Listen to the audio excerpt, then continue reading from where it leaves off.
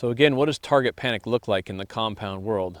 Either most people are locked off the target where they can't get their pin actually on the spot, or they can get their pin on the spot, but only if their finger's not on the trigger. So many archers will draw back and aim, and they can aim fine as long as this finger stays behind the trigger. And then what you'll see is they'll come around it and punch it. When that happens, again, you are linking pre-ignition movements to the release motor program. And you're deviating your point of impact. So many of you are going to wonder, well, gosh, am I punching the trigger or am I not punching the trigger?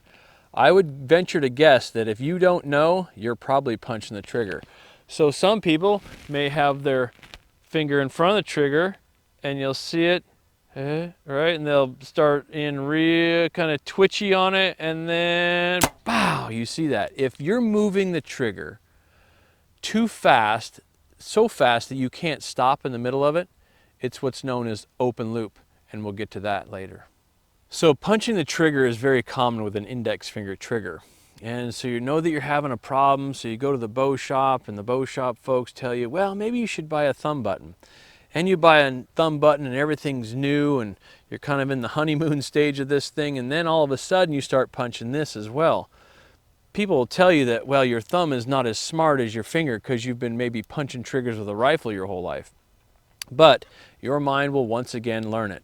So what we see in the thumb button world is people draw back and they have their thumb off the button and they may touch it just to know where it's at, and then you know that if you only move very slightly, then you are definitely punching the trigger, because if you shot this release as a surprise, your wrist would break down and things would fall apart in a good way.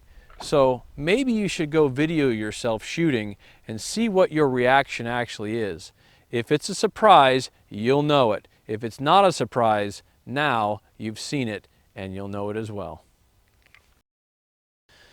So there's a certain progression through releases that archers go through. So usually they get an index finger trigger as their first release that they buy from the archery shop.